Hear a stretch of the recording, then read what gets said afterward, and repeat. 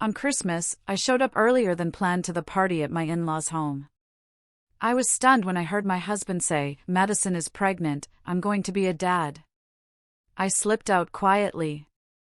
3 weeks later, everyone turned pale when they saw. Okay, prepare to settle in, because this isn't just a story about a broken heart, it's about a shattered life.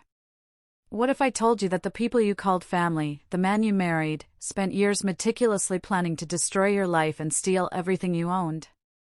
That's not a hypothetical for me, it's my reality.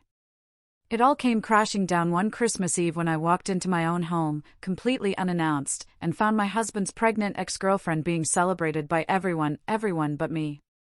The shock of that moment was nothing compared to the cold, hard truth. My entire existence had been a lie, and they had absolutely no idea the monster they were about to awaken. My name is Ava Sterling.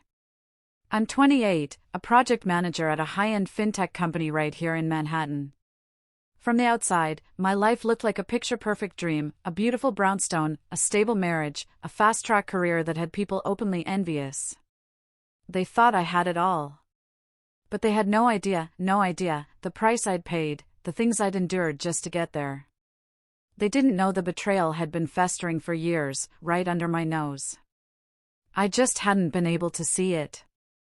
That facade finally crumbled last year on Christmas Eve.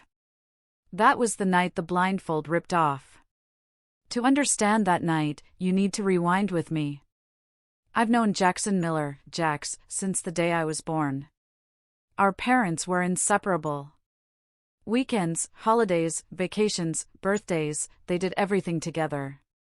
My parents were Jax's godparents, and his parents, Carol and Charles Miller, Aunt Carol and Uncle Charles to me, were mine. It was the kind of friendship that felt absolutely unbreakable, decades in the making. We grew up playing in the same parks, at every barbecue, every family gathering. Jax was just there, a constant in my life, even before I understood what that meant. But our lives, even then, were fundamentally different. My parents, James and Isabel, they had money. My dad was a hugely successful entrepreneur, my mom a renowned architect. I went to the best private schools, had piano lessons, ballet, French tutors. We traveled through Europe every summer. Our home was a sprawling, historic brownstone on the Upper East Side. Jax, on the other hand, went to public school. His family lived in a simple house in Queens. Uncle Charles worked as a manager at a construction supply store, and Carol was a secretary. They lived comfortably, sure, but without any of the luxuries we took for granted. As a kid, these differences didn't really register. We were just two kids playing. But looking back now, the signs were all there. The way Aunt Carol's eyes lingered on my mother's jewelry. The comments Uncle Charles would make about our house, our cars, our trips, always with a smile, always disguised as a joke. But underneath, there was this subtle, bitter sting that my young, naive mind couldn't even begin to comprehend. Then, when I was 16, my world imploded. My parents were killed in a horrific car accident on a rainy October night. They were coming home from their anniversary dinner. A truck lost control. No words can truly describe that time. Even now, 12 years later, a part of me is still paralyzed at the exact moment the police knocked on our door at 2 a.m. After the funeral, Aunt Carol and Uncle Charles moved into my house. They came to live with me, to take care of me, so I wouldn't be alone. I was a minor, an orphan, completely lost. They took me in. They were kind. They made sure to tell me I'd always have a family. In that desperate moment, that saved me. Or so I thought. They managed my parents' estate until I turned 21. That's when I discovered my parents had left me a considerable portfolio for condos and the brownstone where we lived, all completely paid off. My parents had invested well. They had planned a future they never got to live with me. Aunt Carol and Uncle Charles helped me with all the paperwork. They explained every detail, patiently answering my questions. When I came of legal age, they asked if they could continue living in the brownstone with me. It would be better for everyone if we stayed together, they said. I didn't think twice. They were my family. They had cared for me through the darkest years of my life. Letting them stay was the absolute least I could do. Generosity, gratitude, naivety. Those three words perfectly define the girl I was back then. Jax and I started dating when I was 21. It felt natural. Everyone expected it. You're perfect for each other, they'd coo. You grew up together. It's destiny. He was attentive, affectionate. He seemed to understand me, my history, my pain, my fears. Or so I believed. 2 years later, we married. Aunt Carol was deeply involved, helping me organize everything. We picked the dress together, she came to fittings, gave her opinion on the flowers, the decor, the invitations. Your mother would love being here doing this with you, she'd say, tears welling in her eyes. And I honestly believed she genuinely missed my mother, that she was filling that role out of pure love. On the wedding day, Uncle Charles walked me down the aisle. He took my arm, looked at me with that fatherly smile, and said, "Your father would be so proud of you today." I cried. I thought it was beautiful. I thought it was family love. And I allowed it because I trusted them, because I believed it was real. Jax and I moved into one of the condos I'd inherited. He said he wanted us to build our life together, that we didn't need the big house. At first, it made sense. I worked constantly, focused on my career. He'd started working as a trader from home, investing in stocks and crypto. At least, that's what I believed he did. The other 3 condos were rented out. Jax offered to handle everything. "You already work so much, honey. Let me manage the properties. That way, you can focus on your career, and I'll handle this side of things." It seemed like a fair arrangement. He'd send me monthly reports, saying he was reinvesting the profits, multiplying our wealth. I never questioned him. I trusted him completely. Why wouldn't I? He was my husband. He'd grown up with me. His parents were my godparents. They lived in my house. We were family. 2 weeks before Christmas, Jax came home with a document. It was a power of attorney, prepared by an attorney who worked with his family. "It's just to make things easier, honey," he explained, smiling that reassuring smile of his. "That way, I can renew rental contracts without bothering you at work, handle bank matters, property registration issues. You'll be free to focus only on your job." I took the document, skimmed it quickly. Legal jargon always gave me a headache. "I'll read it carefully later," I replied. I saw something flash across his face. It was fast, almost imperceptible. A clench of his jaw, a different glint in his eyes. But he quickly smiled again. "Sure, no problem. Whenever you have time." I tossed the POA into a desk drawer and honestly, forgot about it. Work was utter chaos. We had a major project to close before the year ended, and I was coordinating the entire team. The company Christmas party was scheduled for the afternoon of December 24th, starting at 6 p.m. I'd agreed with Jax that I'd leave around 10 to head to his parents' place for the traditional family Christmas Eve dinner. It was always like that. Every Christmas Eve, the brownstone that had belonged to my parents was filled with Jax's relatives, his parents' friends, people I barely knew. I always went. I always smiled. I always appreciated being included, because I still believed I was lucky to have this family. That night, the party was a little dull. Repetitive conversations, music too loud, drunk people discussing New Year's resolutions. Around 8 p.m., I decided to leave early, to surprise Jax, arrive before planned, maybe help with the final preparations. I drove toward the brownstone, Christmas carols playing softly on the radio. It was cold, a light drizzle falling. The streets were decorated, lights blinking in every window, that atmosphere of forced happiness that Christmas always brings. When I parked in front of the house, I realized it was packed. Cars everywhere, lights on in every room, music and laughter spilling onto the street. The party was already in full swing. I walked in the front door without knocking, hung my coat in the foyer and headed toward the living room. The voices grew louder as I approached. I guess there were about 20 people in there, laughing, celebrating. And then, I heard Jax's voice from the living room, clear and radiant. "Madison is pregnant. We're going to have a son." The world stopped. Literally. I stood there in the hallway, partially hidden by the wall. No one had seen me arrive. From my angle, I could see the entire room. Jax was in the center, his arm around Madison. Madison. Madison was a friend of his from high school, his teenage ex-girlfriend. They had dated for years before Jax and I started. And there she was, smiling, a hand on her stomach, receiving hugs and kisses from everyone. Aunt Carol was crying with joy. Uncle Charles was applauding, shouting. Toasts were raised. Family friends congratulated them, saying things about how handsome the baby would be. I felt my legs give way. I leaned against the wall to keep from falling. Someone in the crowd shouted, "But what about Ava? Does she know yet?"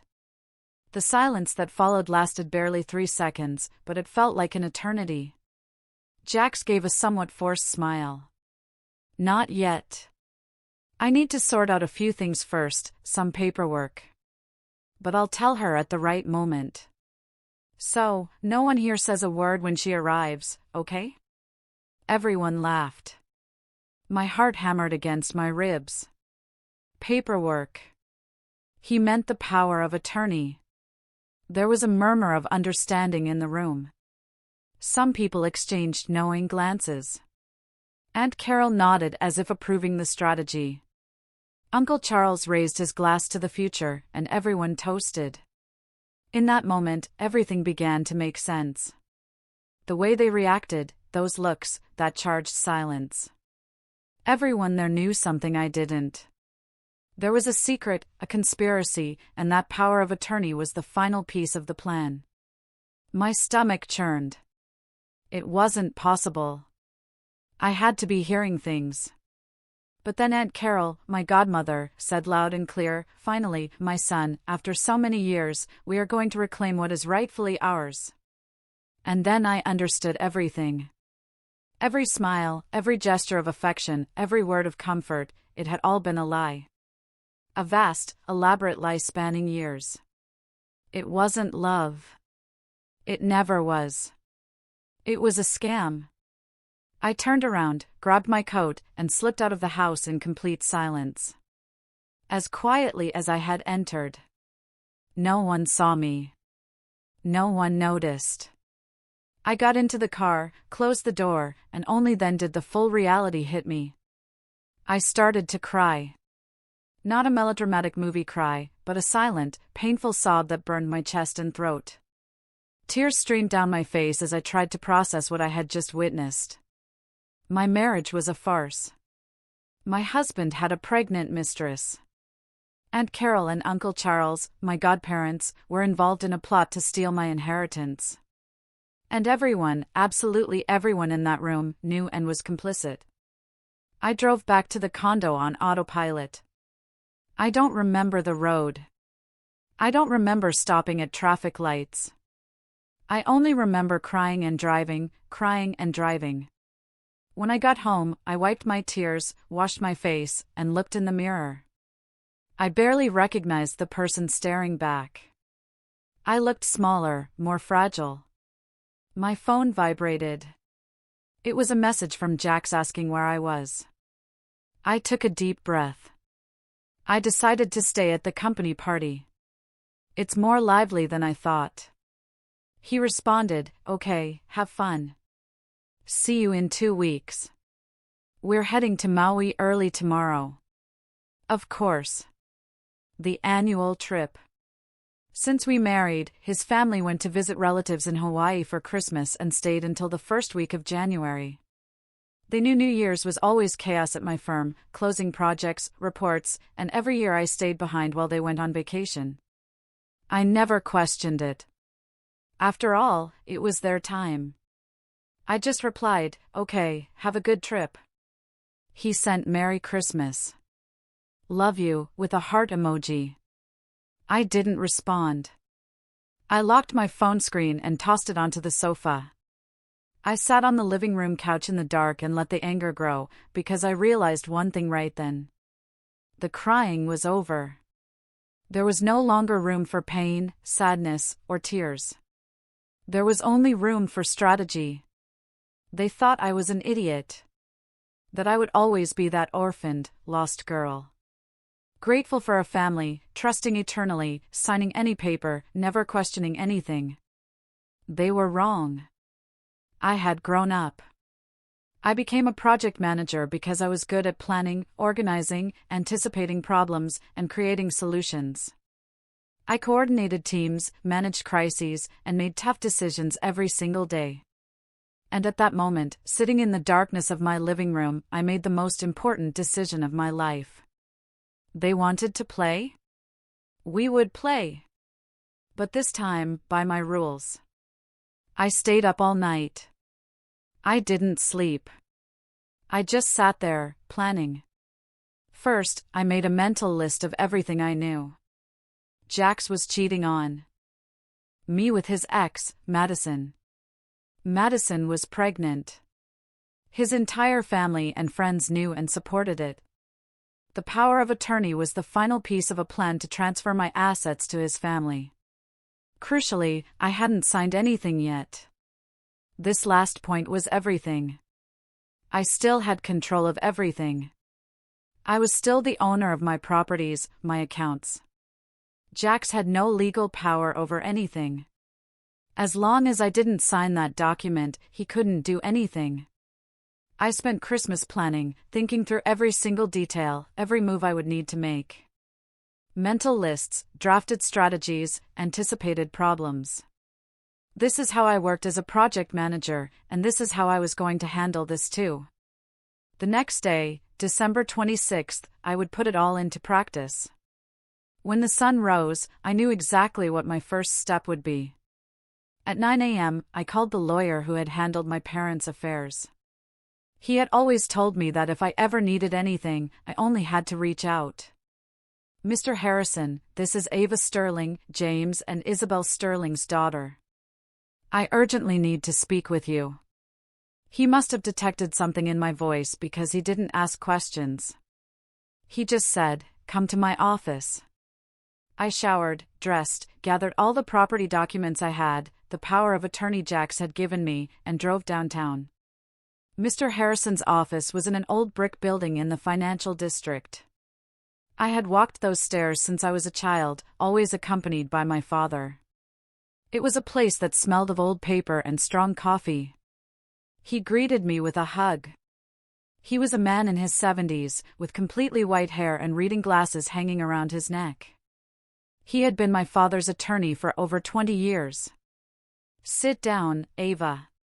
Tell me what happened." I told him everything. The announcement at the party, the POA, the suspicion about the asset transfer. I spoke nonstop for almost 40 minutes. He listened in silence, taking notes, frowning at certain points. When I finished, he took off his glasses and rubbed his eyes. "Ava, I need to tell you something." My heart pounded. "What is it?" "Your father and Charles were partners in a business many years ago, an import company. It did very well at first, but then it hit a rough patch. Charles wanted to retire and sell his share. Your father bought him out for a fair price. He assumed all the risk. Charles took the money and left." He paused, taking a sip of coffee. 2 years later, your father managed to turn the situation around. The company grew exponentially. That's how your family became wealthy. But I don't think Charles ever got over it." Mr. Harrison continued, "Your father told me this story years ago. By his account, Charles had accepted it well at the time. The families remained friends. The children grew up together. But now, seeing what's happening, I believe there was always resentment. Charles and Carol probably always looked at your family's life with bitterness. The class difference became very evident over the years, didn't it? You had everything and they struggled financially. And when your parents died, you were a vulnerable teenager with a considerable inheritance. To resentful people, it must have looked like an opportunity. He looked at me seriously. Looking back now, with everything you've told me, it's clear that friendship always had a fragile foundation. The resentment over the business sale was likely never truly overcome, and you, Ava, became the perfect target. I felt as if a bucket of cold water had been thrown over me. So that was it. The resentment had always been there, hidden, and I never saw it. Nobody saw it, he clarified. Your father certainly didn't suspect anything, or he would have taken precautions. I closed my eyes. My parents never imagined that friendship concealed so much envy, so much greed. And now I was paying the price for the naivety of all of us. And this power of attorney? I asked, pushing the document across the table. Mr. Harrison put on his glasses and read it carefully. It took him nearly 15 minutes. He flipped pages, reread sections, made annotations. Finally, he placed the paper on the table and looked at me gravely. This gives Jack's full authority over absolutely everything you own. He could sell the properties, transfer them, create mortgages, take out loans in your name, everything. With this document signed, you would lose complete control of your estate. I felt the anger surge again. And if you had already signed it, it would be very difficult to reverse. It would take years of litigation, and even then there would be no guarantees. The best-case scenario would be proving coercion or fraud, but that is extremely complicated in marital cases and properties. If we divorce, does he have a right to any of it? Mr. Harrison smiled for the first time since I arrived. No. Everything you inherited is separate property. Under the law, inheritances received before or during the marriage do not enter into the community or marital property division. If you divorce today, Jax takes nothing. Absolutely nothing. Unless I voluntarily transfer the assets to his name, I murmured. Exactly. It was the only legal way they had to get what they wanted.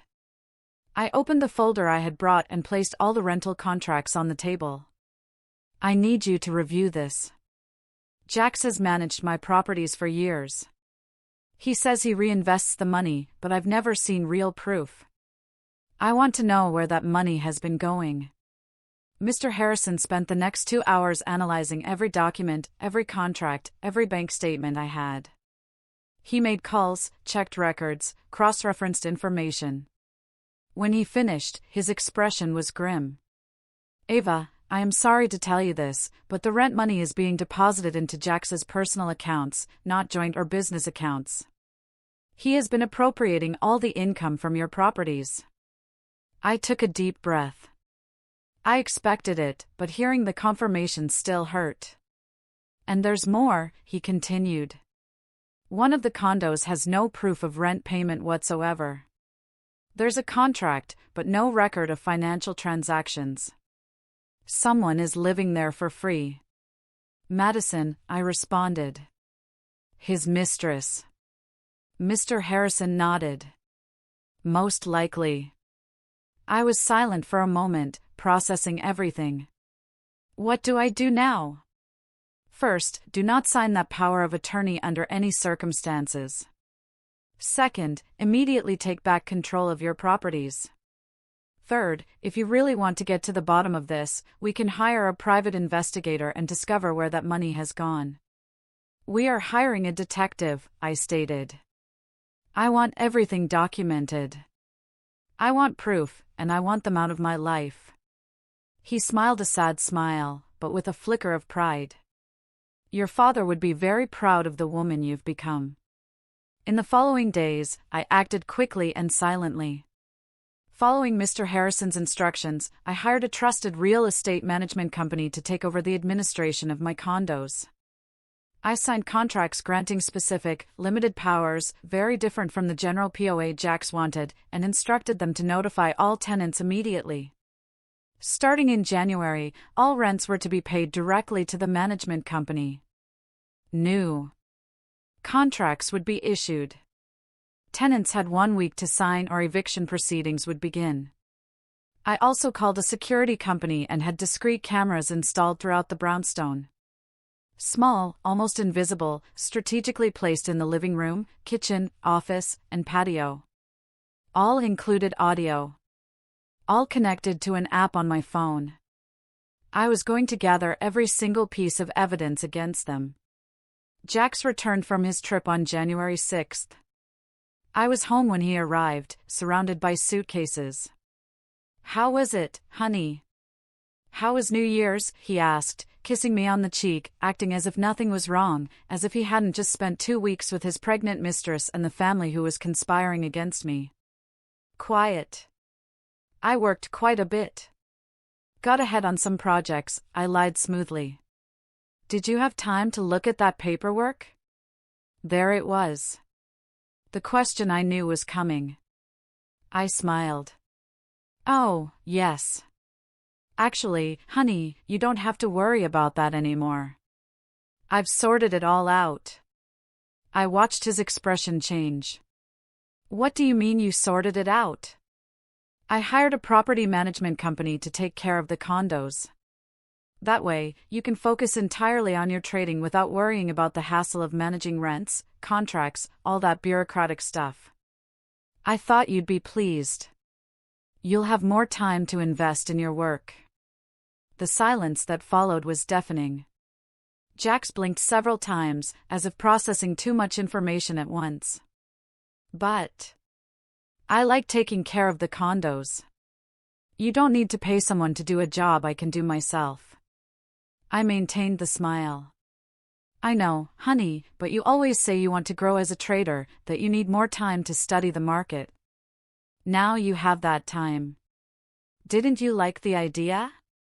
I saw panic in his eyes. He opened his mouth, closed it, opened it again. "Yes, I liked it," he finally said. It was just a little sudden. "Oh, you know me. When I decide something, I make it happen fast. I knew you'd like the surprise, honey." He didn't respond. He just forced a smile. He grabbed his phone and left the living room, muttering something I couldn't understand. I waited a moment and then opened the camera app on my phone. I activated the patio camera and put on my headphones. There he was, pacing nervously, furiously typing on his phone. His phone rang a few seconds later. Even from a distance, I could hear shouting on the other end of the line. "Calm down. Calm down," Jax was saying nervously, looking back to make sure I wasn't nearby. "I don't know what happened. She hired a property management company. No, I can't do anything right now. No, I don't have $3,000 to pay the rent.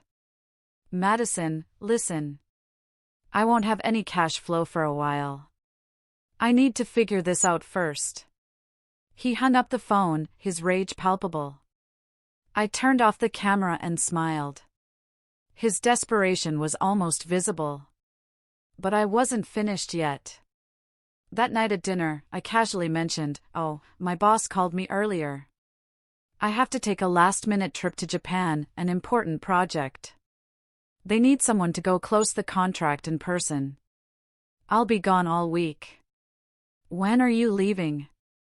Jax asked, trying to sound disinterested, but his eyes were sharp. "The flight is scheduled for 2 a.m. I'll leave the house around 11 p.m. or so. Sorry for the short notice. You know how this job is." "It's fine," he replied, too quickly. "I thought we'd spend some time together, but if it's for work, you have to go." After dinner, I went to the dressing room and grabbed my jewelry box to put it in the safe. That's when I noticed jewelry was missing. Several pieces. A pearl necklace that belonged to my grandmother. Diamond earrings my parents gave me for my 16th birthday. A gold bracelet with my mother's precious stone charms. A sapphire necklace my father had given my mother for an anniversary. My blood boiled. It wasn't enough to steal my income. He had stolen my family memories. But I didn't have time to deal with that now. I went into the office, opened the safe where I kept all the important documents, and changed the combination. I stored the remaining jewelry, locked it, and left. I packed a suitcase and said goodbye to Jax with a kiss on the cheek. Just to mess with him, I discreetly pocketed his car keys from the console table in the foyer, tucked them into my purse, and left the house. I didn't go to the airport. I drove to a hotel downtown. I booked a comfortable suite, went up to the room, and finally took a deep breath. I was alone, safe, and fully in control of the situation. An hour after leaving the house, my phone rang. "Do you know where my car keys are?" I feigned surprise. "I don't know, honey, but why do you need the keys at this hour?" "Oh, nothing. I just realized they weren't here on the console table." I interrupted him. "Maybe they fell behind the furniture? Did you look closely?" I heard an irritated sigh on the other end. "I'll take a look. Have a good trip. Love you." I hung up and immediately opened the camera app. The sight of Jax ransacking the entire house, searching for the keys tucked away in my purse, was almost comical. He looked under the sofa, rummaged through drawers, even crouched to look beneath the furniture. After 15 minutes of frustrating searching, he grabbed his phone, typed something quickly, and collapsed onto the living room sofa with the expression of someone who just realized he has completely lost control. I smiled alone in the hotel room. But the night wasn't over yet. Half an hour later, my phone notified me that someone was at the front door. I activated the camera and saw 3 people entering the brownstone: Uncle Charles, Aunt Carol, and Madison. They sat down at the kitchen table. Jax looked destroyed, his shoulders slumped, his face pale. Aunt Carol was visibly irritated, her arms crossed, her expression hard. Uncle Charles drummed his fingers on the table, impatient. I turned the audio volume to max and put on my headphones. "Explain exactly what is going on," Aunt Carol demanded, her voice cutting. Jax ran a tired hand over his face. "She hired a property management company to run the condos. All the tenants received notice. Starting this month, rent goes straight to the management company. New contracts, everything official. I no longer have access to anything." "And Madison's condo?" Uncle Charles asked. "She received notice too. New contract in a week or eviction." Madison placed a protective hand over her belly. "Jax, I don't have money to pay the rent. You know that." "I know," Jax replied in a defeated voice. "You'll have to stay with my parents for now until I sort this situation out." "Sort it out? How?" Uncle Charles practically spat. "You've lost control of everything. Years of planning, years taking care of that girl, and you let it slip away at the last minute." "I didn't let it slip away," Jax countered, raising his voice. "She suddenly got smart. She never questioned anything in 5 years of marriage. And out of nowhere, she decides to hire a management company. Because you rushed her with that stupid power of attorney." Aunt Carol shouted, pointing a finger at him. "You should have waited longer, earned more of her trust." "More trust? I've known her since birth. If that's not enough trust, I don't know what is." "Clearly, it wasn't," Uncle Charles muttered. There was a tense silence. Madison nervously fiddled with the necklace she was wearing. "My sapphire necklace." She was rubbing the pendant between her fingers. "So now what?" she asked in a weak voice. "What do we do, Jax?" He sighed. I'm going to try to convince her to sign the POA. It's the only way to reverse this. With the power, I can undo the contract with the management company, regain control. But what are you going to say to make her sign? Uncle Charles asked. I don't know. I need to talk to her when she gets back from Japan. Aunt Carol leaned forward, her hands on the table. Jax, listen to me closely. We did not take care of that child all these years just to end up with nothing. Do you? She paused, and then the words that followed made my stomach turn cold and venomous. I didn't endure that brat crying about her dead parents for free. Your father and I didn't make such a sacrifice just for it to go wrong now. My stomach turned. The way she spoke about me, as if I were a burden, an investment that had to yield profit. I know, Mom, Jack said tiredly. You know? Do you really know? Uncle Charles joined his wife. That company should have been ours, too. Half of that money, half of those condos, it should all be ours. But her father got greedy and bought my share when the company was doing badly. He kept all the profits when it improved and then died, leaving everything to that spoiled kid. Aunt Carol shifted in her chair and continued. She grew up in the best schools. She had everything she wanted. She never worked a hard day in her life. Meanwhile, we were busting our backsides. Your father at that miserable store. Me at that clinic, watching them from afar with that luxury life that should have been ours too. Uncle Charles nodded. Exactly. That's why when they died, it was our opportunity, our chance to correct that injustice. Care for the girl, earn her trust, and when she turned 21, be so close that she saw us as her family. And it worked. She let us live in her house.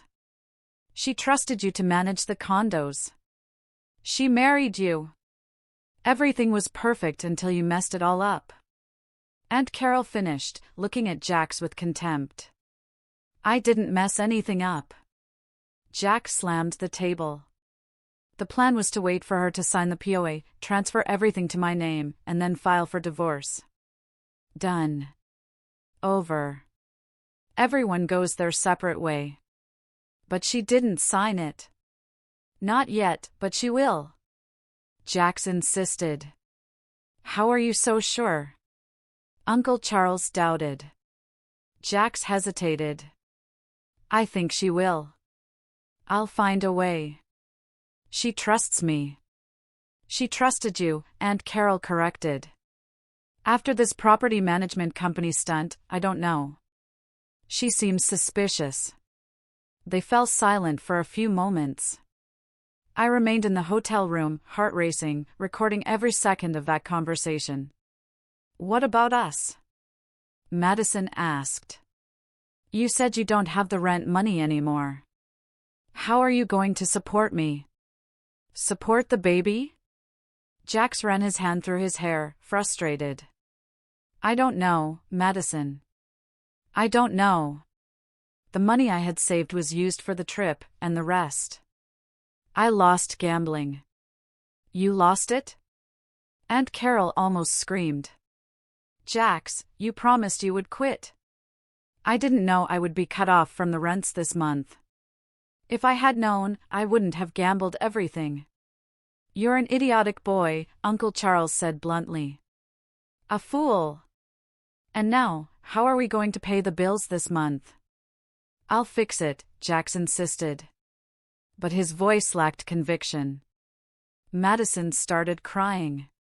You promised I wouldn't have to worry about money. I quit my job. I fought with my parents. I left home. You promised you would take care of me. That we would have a good life, that the baby would have everything. And now you tell me you have no money, that you gambled it all away. Madison, please. No! She stood up from the chair. I can't believe I was so stupid. All these years being the other woman, hiding, waiting, and for what? To end up pregnant, homeless, dependent on your parents' charity. Calm down, Madison, Aunt Carol said, without much sympathy. We'll solve this. And when we get the money, everyone benefits. You, the baby, everyone. But you have to be patient. Patient? Madison laughed humorously. I'm 4 months pregnant, Carol. In 5 months, I'll have a baby. I don't have time for patience. Well, you should have thought about that before you got pregnant. Aunt Carol retorted coldly. Have you never heard of birth control or condoms? The silence that followed was charged with tension. Finally, Uncle Charles broke it. We need a new plan. If Ava won't sign the POA willingly, we'll have to force her somehow. Force her? How? Jax asked. I don't know. Blackmail? Threats? Something that leaves her no option. Blackmail with what? Madison asked. She has nothing to hide. Her life is perfect, clean, proper. Everyone has something, Uncle Charles muttered. We just have to find what. Aunt Carol nodded thoughtfully. Or we create something. Plant some evidence. Something that compromises her. Then we offer a fix in exchange for the signature. I felt nauseous. They were seriously considering framing me for something fake just to get my signature. That's too risky, Jack said. More risky than losing everything? Uncle Charles countered. They spent a few more minutes discussing possibilities, each more absurd than the last. Finally, they decided to think it over and meet again in a few days. When they finally left, it was nearly 3 a.m. I turned off the camera, my hands shaking. This wasn't just a financial scam. It wasn't just infidelity. It was a conspiracy spanning over a decade, since my parents' death, perhaps even before. They had planned everything. Every gesture of affection, every word of comfort, every family moment, it had all been calculated, measured, executed with precision. And I had believed it all. When 7 a.m. arrived, I picked up the phone and called Mr. Harrison. He answered on the third ring, sleepy voice. But he became alert when he recognized my voice. Ava, what happened? I have everything recorded, I said, my voice surprisingly steady. The full confession. They admitted the marriage was a scam from the beginning. That they cared for me only to access the inheritance. And that now they are planning to blackmail or frame me to force me to sign the power of attorney. There was a silence on the other end. Are you safe? Yes. I'm in a hotel. They don't know where I am.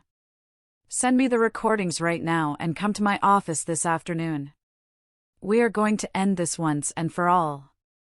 At 2 p.m., I was in Mr. Harrison's office. He had already viewed the main recordings. His face was serious, his jaw tight. Ava, this is much worse than we imagined, he began, opening a thick folder on the table. But it's also much better for your case. How so? The detective I hired finished his investigation. We have concrete proof of everything. He turned his laptop towards me. Rents diverted to Jax's personal account for 5 years. Bank statements showing excessive spending on online betting, casinos, gambling websites. Jax is a severe gambling addict. My stomach churned, but it wasn't a surprise. I had discovered that last night. There's more, he continued, opening another tab. The trips to Maui were all a lie. The detective obtained flight and hotel booking records in their names. Every year, the 4 of them went to a luxury resort. Jax, Madison, Uncle Charles, and Aunt Carol. Airline tickets, 5-star hotels, all paid with credit cards linked to the account where your rental income was deposited. He showed me the documents, reservation confirmations, credit card statements, plane tickets, all in their names, all paid with my money. The dates matched perfectly, between December 25th and January 6th, for the last 5 years. While I stayed in Manhattan working, believing they were visiting relatives in Hawaii, they were partying with my money. What do we do now? He leaned back in his chair with a smile that didn't quite reach his eyes. Now we legally destroy them. Immediate divorce on grounds of adultery and fraud. With this evidence, Jax gets not a penny. We evict Charles and Carol from your brownstone. We file a civil suit for misappropriation for all the diverted money, a theft charge for the jewelry, and we can even consider the criminal avenue. Let's do it, I replied without hesitation. Excellent. I will start preparing all the documentation. Everything will be ready to file with the court tomorrow morning. I spent 3 days in the hotel, monitoring every movement through the cameras. Jax and Madison were growing increasingly comfortable in my condo. She had practically moved in. Her things scattered around the house. They behaved like a couple in every corner. The living room, the kitchen, my bedroom, every space profaned by their betrayal. On the third day's afternoon, watching another deplorable scene through the living room camera, I had an idea. I already had all the evidence I needed, but there was one thing I wanted to see in person. Something that had to happen to make my plan even better. I needed to catch Jax red-handed, and I needed Aunt Carol and Uncle Charles to find out from me. I waited for the right moment. On my phone screen, I saw Jax and Madison settle onto the living room sofa, drinking wine, laughing at something on his phone. They were completely relaxed. Perfect. I grabbed my keys and left the hotel. My condo was 10 minutes away. Throughout the drive, my heart beat fast, not from nervousness, but from a strange mix of rage and anticipated satisfaction. I parked in the building's garage. I took the elevator up. I walked down the hall to my door. I took a deep breath. I glanced one last time at my phone to ensure the moment was right, and then I opened the door. The scene I found was exactly what I expected. But still, seeing it in person was different from watching it through a screen. Jackson and Madison were on the sofa. She was sitting on his lap, wearing one of my silk nightgowns. They were kissing, his hands tracing her body with the familiarity of someone who had been doing it for years. The sound of the door opening made them separate immediately. Jackson turned his head and went white. Literally white. All the blood drained from his face in 2 seconds. "Ava," he yelled, pushing Madison aside and jumping up. "You're in Japan. You shouldn't be." Madison covered herself with a blanket, her eyes wide with panic. I stood in the doorway, observing both of them. I didn't say anything. I just watched. "Ava, please let me explain." Jackson began, taking steps toward me. "This isn't what it looks like." Madison was, she needed a place to stay. "I want a divorce," I cut him off. My voice came out firmer and calmer than I expected. He stopped, blinking several times. "What divorce? You cheated on me in my condo with your ex-girlfriend." "Of course, I want a divorce." I watched the panic in his eyes be replaced by something more calculated. He was thinking, processing, trying to find an angle. "Ava, let's talk calmly," he began, switching his strategy to a softer voice. "You're angry. I get it, but there is nothing to talk about. I want you both out of my condo now." Madison stood up, still clutching the blanket. "I'm so sorry, Ava." "Shut up," I said without looking at her. "You owe me no apology. You owe me nothing. Just get out of my house." Jax took a step forward, and for the first time, I saw something dangerous in his eyes, an arrogance he had always hidden well. "You won't be able to prove infidelity," he said in a low but firm voice. "And even if you do, you'll have to pay me alimony and give me half your assets, including this condo. Good luck with a divorce, Ava." I smiled. I couldn't help it. A small, genuine smile. "We'll see," I simply replied. And I left. I heard Jax calling after me in the hall, but I didn't look back. I got into the elevator, the doors closed, and finally, I let the smile widen. He really thought I had no proof. That I had stumbled upon it by chance just now. That I was stupid enough not to know that inheritance is separate property. Back in the car, I grabbed my phone and dialed Aunt Carol's number. She answered on the second ring, her voice cheerful. "Ava, dear, how was Japan?" I let my voice tremble, as if I were crying. "Aunt Carol, I came back early and I caught Jax with another woman." Silence on the other end. "What?" she finally said. And by the tone, I knew the surprise was genuine. "How? With another woman? Where?" "In our condo," I replied, putting all the pain I could muster into my voice. "She was there. They were together and she's pregnant." "Aunt Carol." "Oh my God," she murmured. I heard her take a deep breath. "I don't know what to do," I continued, letting my voice crack. "How could he do this to me?" "Ava, honey, where are you?" Aunt Carol asked. And there was something in her voice. Concern, or calculation. "I'm in the car in the building garage. I can't go back into that condo. Not now. Come here. Come home. We'll talk. We'll fix this." I didn't answer immediately. "I have to call a lawyer. I'm filing for divorce." "Ava, you don't have to be so drastic. Let's talk." "Maybe. He cheated on me, Aunt Carol." I cut her off, putting firmness in my voice. "In our condo. There is no conversation that fixes this." "You're right," she said after a moment. "You're absolutely right. Leave it to me. I'm going to talk to him. That boy is going to hear it." I hung up and allowed myself to smile again. Now, all that was left was to wait for the show to begin. It didn't take a minute. Through the camera app, I saw Jackson's phone ring. He looked at the screen and his face became even paler. "It's my mom," he told Madison, who was gathering her things scattered around the condo. He answered and immediately pulled the phone away from his ear. Even through the camera, I could hear Aunt Carol screaming. "Are you stupid or just acting like it? How could you let her catch you in the condo with Madison? Can't you think with your upper head for 5 seconds? Mom, calm down. Can I explain?"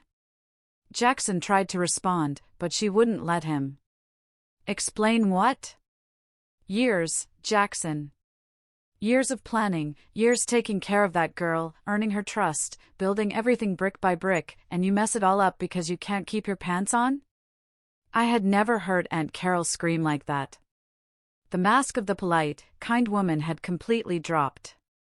"I'll fix it," Jax tried to say, but his voice was weak. "Fix it? How are you going to fix it? She's filing for divorce." "She already said she's filing for divorce. She has no proof. She can't prove adultery. She caught you in the condo with your pregnant mistress, you idiot. What clearer proof do you want?" I heard Uncle Charles's voice. Aunt Carol must have put him on speakerphone because his voice came through clearly. "You are an idiot," Uncle Charles said with a chilling calm that was worse than his wife's screams. "A complete and utter fool. We trusted you. We gave you one single task. Marry her, earn her trust. Make her sign the power of attorney. And you couldn't even manage that. I tried. She wouldn't sign. But I'll make her drop the divorce," Jax insisted, desperation in his voice. "I'll talk to her. I'll apologize." "How?" Uncle Charles asked.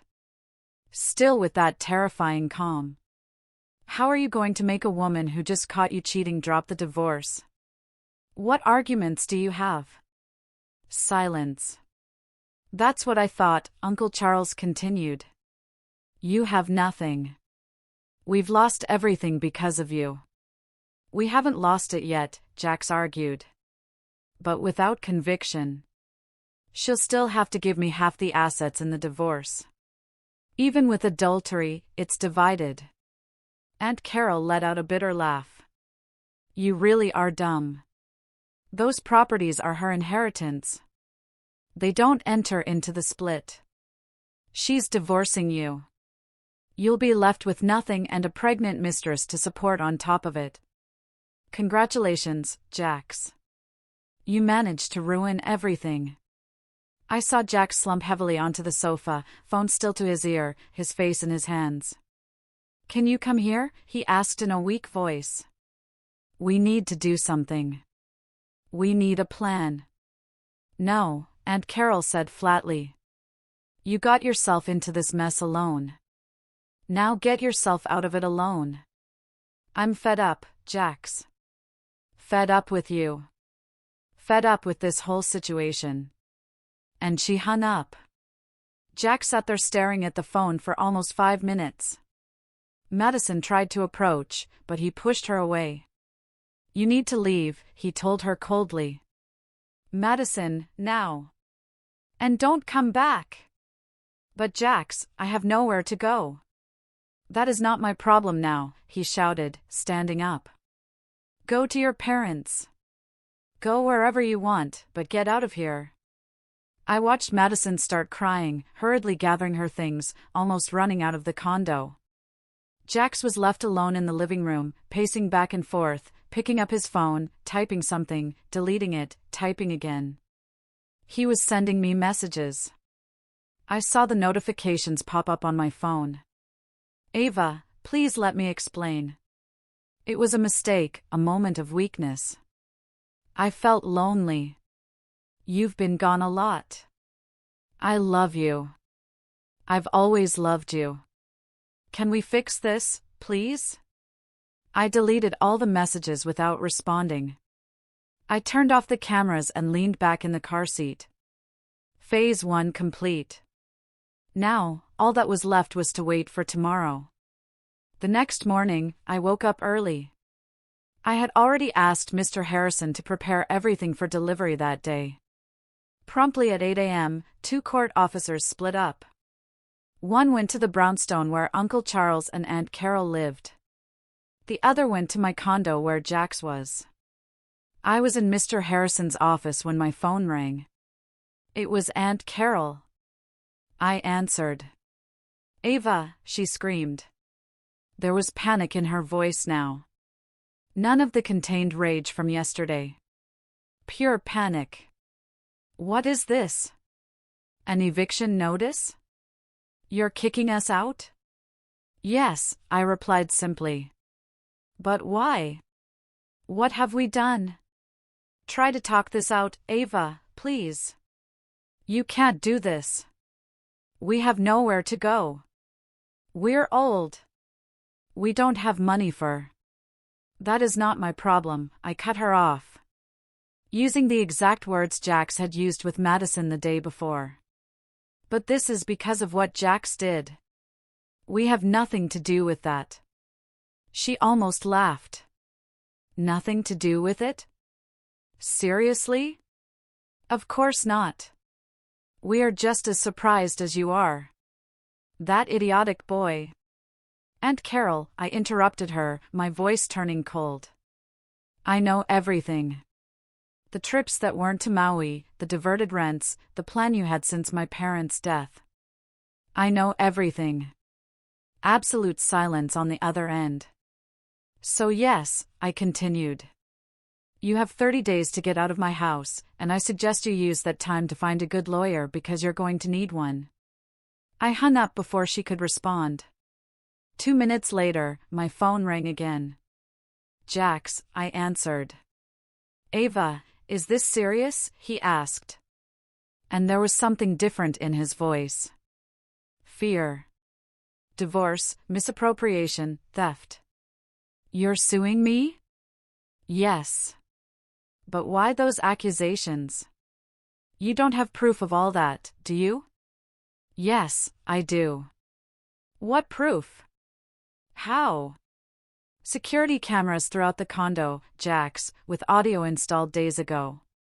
I have the recording of you with Madison. I have the recording of the meeting in the kitchen where you all confessed the entire plan.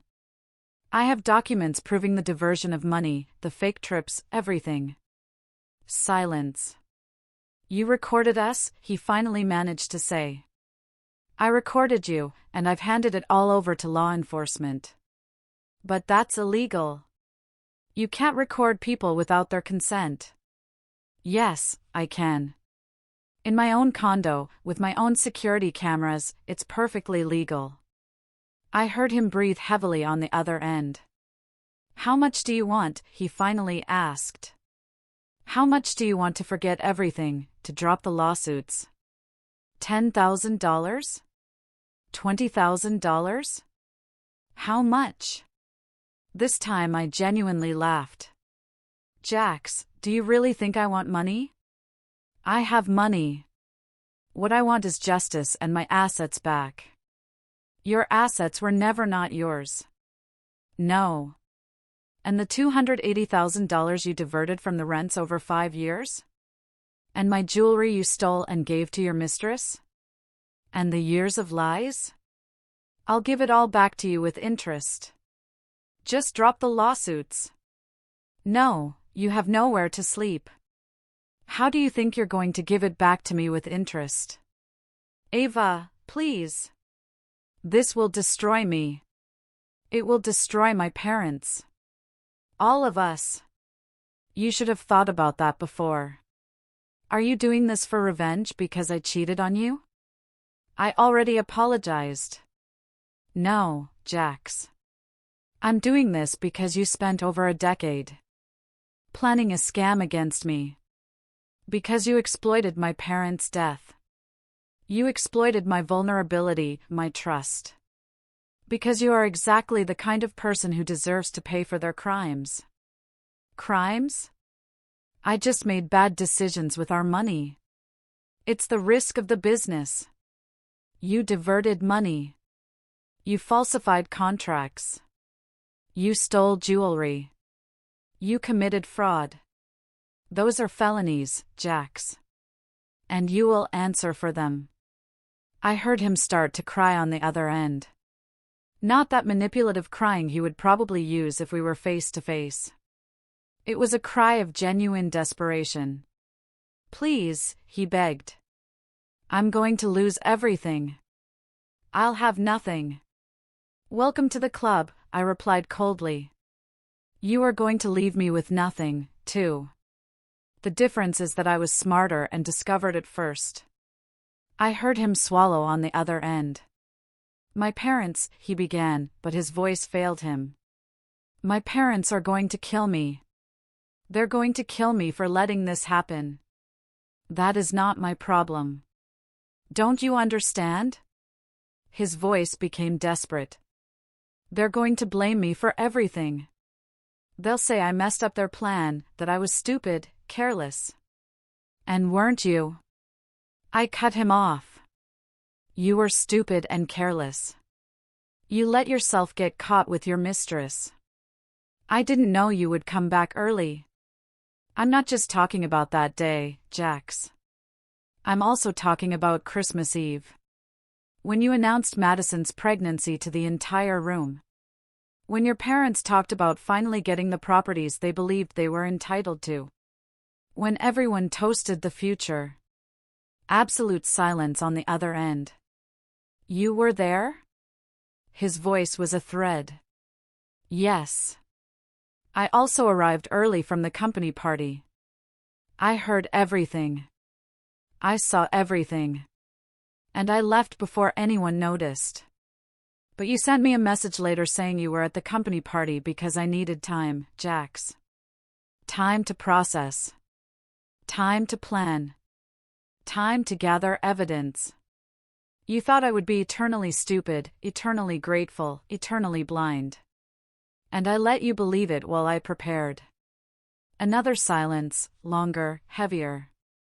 So, since Christmas, he murmured, as if processing it. You knew since Christmas. The trip to Japan, the cameras, it was all planned. Yes, but you destroyed yourselves. I'm just making sure you pay the consequences. And I hung up. I looked at Mr. Harrison, who had followed the entire conversation.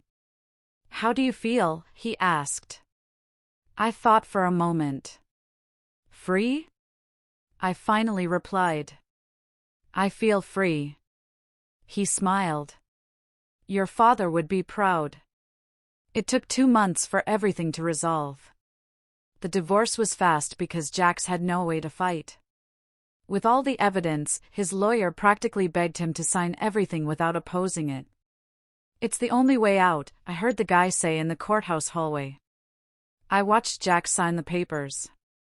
His hand trembled so much the pen nearly fell. He couldn't look me in the eye even once. I left there officially divorced. Officially the owner of everything that was always mine. The judgment for misappropriation came shortly after. $280,000 to be repaid. Aside from the jewelry, the judge determined a 30% wage garnishment. Only Jax had never had a real salary. He had never truly worked in his life. I suggest the defendant get a real job, the prosecutor almost laughed. And that's what happened. A few weeks later, Mr. Harrison told me that Jax had finally found a job, a server at a coffee shop in Queens. For the first time in his adult life, he was genuinely working, waking up early, wearing a uniform, serving customers, cleaning tables. The same guy who spent his days pretending to study charts in front of the computer, who lectured me about strategic investments, was now finally doing something productive. Uncle Charles and Aunt Carol had 30 days to leave the brownstone. On the last day, I went to conduct the inspection with the court officer. I expected it to be messy. I did not expect complete vandalism. Broken furniture, holes in the walls, spray-painted insults, shattered mirrors on the floor. They had destroyed everything they could before leaving. Uncle Charles was waiting for me at the door, glaring, satisfied. Of course not. And this damage. We have nowhere to go. Aunt Carol appeared behind him, crying. We're old. We have no money. You took everything from us. I took back what was always mine. You are the ones who spent years pretending it was yours. Your father robbed us. Uncle Charles took a step toward me, but the officers stepped in between us. That money was ours. My father bought your share. You chose to cash out. It wasn't his fault you gave up too soon, and it's certainly not mine. You'll regret this, Aunt Carol hissed. I won't, I said. But you will. Every single day. I turned around and walked away. I had the entire brownstone renovated. It took over a month, but it looked beautiful. I sold it in 2 weeks to a couple with 2 young children. They were radiant. Making plans about how they would decorate each room, about the birthday party they would hold in the garden. I hope they are happy there. That house deserved good stories. I also sold the condo where I lived with Jax. I didn't even go back inside. I couldn't have. I hired people to empty everything, remodeled it, and sold it furnished to an investor who didn't even want to see it in person. Of the 5 properties I inherited, I kept only the 3 condos that had always been rented. I left everything in the hands of the management company. The monthly rent was more than enough for me to live well, and I had the sale money invested. Through mutual friends, I kept getting updates. Jackson and Madison broke up. She never forgave him for kicking her out that night, pregnant and with nowhere to go. The humiliation, the desperation, the coldness with which he threw her out, all of that killed whatever existed between them. Madison made peace with her parents and moved back home. They welcomed her with open arms, happy to have their daughter and the grandchild on the way, even under the difficult circumstances. Jackson, on the other hand, was completely alone. He had cut ties with his parents after everything that happened. The accusations, the screaming, the insults they exchanged when they realized they had lost everything were irreversible. Charles and Carol never even got to meet their grandson. Jackson rented a room in a shared apartment in a bad neighborhood. He worked at the coffee shop. He returned every day to an empty room. He slept alone, without Madison, without his son, without his parents, without anything. Charles and Carol were in a tiny, cramped apartment across town. Charles returned to doing construction side jobs despite his age and battered body. Carol found work as a secretary at a pet supply store, earning minimum wage. The family that had planned everything so carefully had shattered, separated, alone, bitter, each blaming the other for the disaster they had created. 3 months after the divorce, I packed my bags and left Manhattan. I had no reason to stay there anymore. I chose Denver, Colorado because it was close enough not to be dramatic, but far enough to be a true new beginning. I bought a small 2-bedroom house with a front yard. Nothing luxurious, nothing extravagant. I painted the walls the colors I liked. I hung photos of my parents. I planted roses in the garden because my mother loved roses, and hydrangeas because my father said they were the most beautiful. Waking up early and tending to the garden became my favorite routine, watering, pruning, watching things grow. A slightly obvious metaphor, I know, but it calmed me. Little by little, I started meeting people. The neighbor who makes incredible cookies and always shows up with a fresh batch when she realizes I'm home. The owner of the corner coffee shop who already knows my order by heart. A group that meets to walk in the park every morning. People who knew me as Ava, the one who moved from New York and likes gardening, not as Ava, the one who was nearly destroyed by those who claimed to be her family.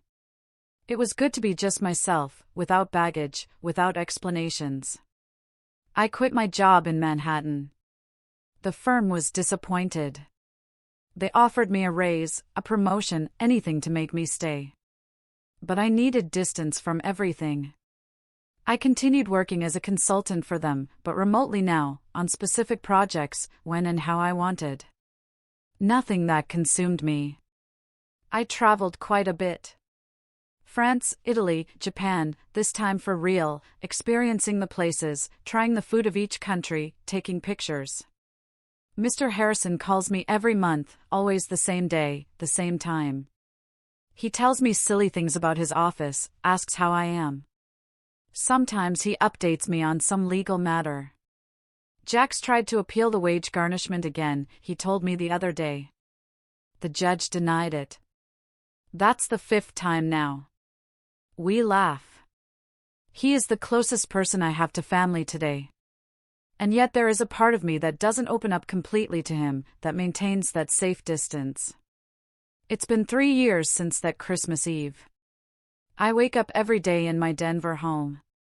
I make coffee. I sit on the porch looking at the garden. The roses are beautiful, the hydrangeas, too. I haven't seriously dated anyone in these 3 years. I've gone out with a few people, had pleasant dinners, good conversations, but nothing went past 3 or 4 dates. Last month, a very nice guy, a friend's brother from the walking group, tried to hold my hand. We had been out 3 times. It was going well. I pulled away without thinking. Pure instinct. I'm sorry, I told him. I'm not ready yet. He was super understanding. No pressure. We'll go at your pace. 2 weeks later, he stopped calling. I don't blame him.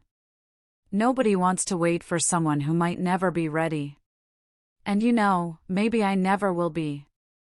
Because when you spend years believing you have a family, trusting with your eyes closed, and you discover that everything was a giant lie from day one, something breaks inside you.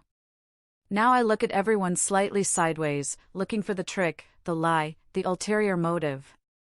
It's exhausting. It's lonely. But it keeps me safe.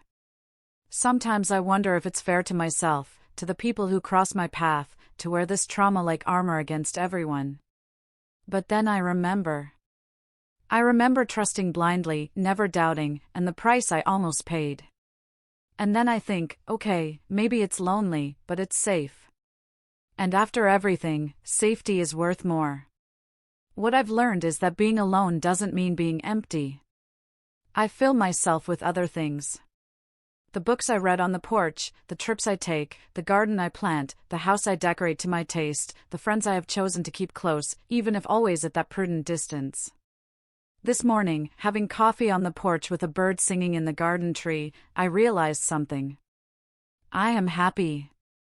Not in the way I imagined when I was younger, without a husband, without children, without that magazine cover life. But I am happy in my own way, in my own time, on my own terms. Perhaps someday I will trust someone again. Perhaps not. And it's okay if that day never comes, because the true inheritance my parents, James and Isabel, left me was not the money or the properties. It was the ability to always get back up no matter how many times I am knocked down. And no one can take that from me. I finish my coffee, look at the flowers, feel the breeze, and smile, because today I choose to keep moving forward. And that is enough. So, that's my story. Thank you for staying with me through all of it. Have you ever had a moment that completely shattered your perception of someone you trusted? What did you do to rebuild? Tell me your thoughts in the comments below. I really want to hear them. And if this story resonated with you, please drop a like and subscribe. It truly helps this channel grow and reach more people who need to hear stories like this.